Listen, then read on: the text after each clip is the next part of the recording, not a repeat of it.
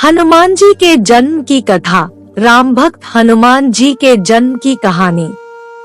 यह कथा सुनकर श्री राम हाथ जोड़कर अगस्त्य मुनि से बोले, ऋषिवर, निसंदेह वाली और रावण दोनों ही भारी बलवान थे, परंतु मेरा विचार है कि हनुमान उन दोनों से अधिक बलवान है। इनमें शूरवीरता, बल, धैर्य, नीति, सद्गुण सभी उनसे अधिक है। यदि मुझे ये न मिलते तो भला क्या जानकी का पता लग सकता था। मेरे समझ में यह नहीं आया कि जब वाली और सुग्रीव में झगड़ा हुआ तो इन्होंने अपने मित्र सुग्रीव की सहायता करके वाली को क्यों नहीं मार डाला। आप कृपा करके हनुमान जी के बारे में मुझे सब कुछ बताइए। रघुनाथ जी के वचन सुनकर महर्षि अगस्त्य बोले, हे रघुनंदन, आप ठीक कहते हैं।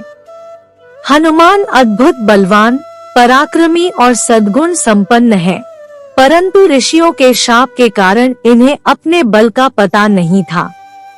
मैं आपको इनके विषय में सब कुछ बताता हूँ। इनके पिता केसरी सुमेरु पर्वत पर राज्य करते थे। उनकी पत्नी का नाम अंजना था।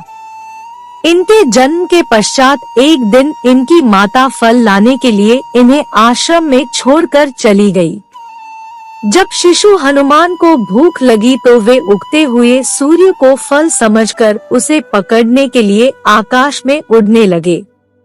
उनकी सहायता के लिए पवन भी बहुत तेजी से चला। उधर भगवान सूर्य ने उन्हें अबोध शिशु समझकर अपने तेज से नहीं जलने दिया। जिस समय हनुमान सूर्य को पकड़ने के लिए लपके, उसी समय राहु सूर्य पर ग्रहण लगाना चाहता था।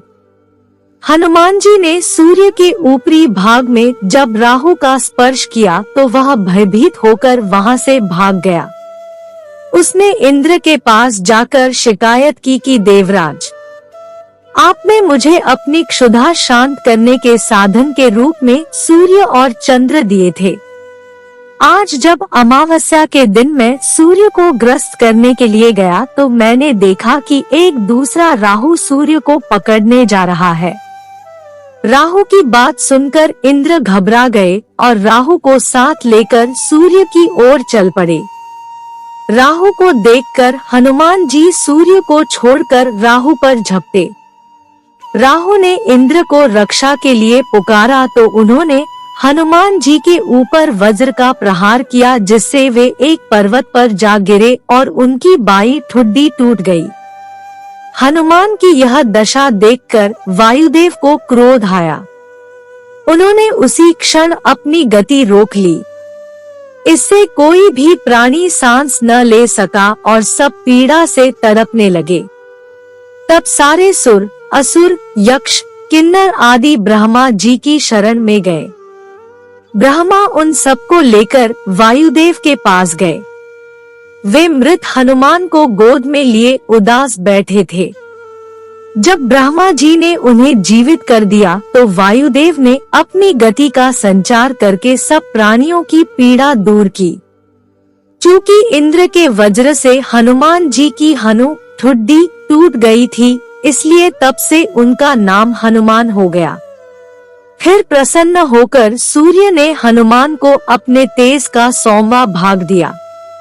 वरुण, यम, कुबेर, विश्वकर्मा आदि ने उन्हें अजय, पराक्रमी, अवध्य होने, नाना प्रकार के रूप धारण करने की क्षमता आदि का वर दिया।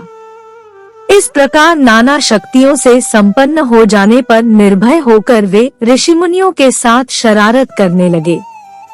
किसी के वल्कल फाड़ देते, किसी की कोई वस्तु नष्ट कर देते। इससे क्रुद्ध होकर ऋषियों ने इन्हें शाप दिया कि तुम अपने बल और शक्ति को भूल जाओगे। किसी के याद दिलाने पर ही तुम्हें उनका ज्ञान होगा। तब से उन्हें अपने बल और शक्ति का स्मरण नहीं रहा। वाली और सुग्रीव के पिता ऋक्षराज थे। चिरकाल तक राज्य करने के पश्चात जब ऋक्षराज का देहांत हुआ तो वाली राजा बना। वाली और सुग्रीव में बचपन से ही प्रेम था। जब उन दोनों में बैर हुआ तो सुग्रीव के सहायक होते हुए भी शाप के कारण हनुमान अपने बल से अनजान बने रहे। हनुमान के जीवन की यह कथा सुनकर सबको बड़ा आश्चर्य हुआ। जब अगस्त्य तथा अन्य मुनि अयोध्या से विदा होकर जाने लगे तो श्री राम ने उनसे कहा, मेरी इच्छा है कि पुरवासी और देशवासियों को अपने अपने कार्यों में लगाकर मैं यज्ञों का अनुष्ठान करूं। आपसे प्रार्थना है कि आप सब उन यज्ञों में अवश्य पधार कर भाग लेने की कृपा करें। सब ऋषियों ने उसमें भाग लेने की अपनी स्वीकृति प्रदान की। फिर वे वहां से विदा होकर अपने अपने आश्रम को चले गए।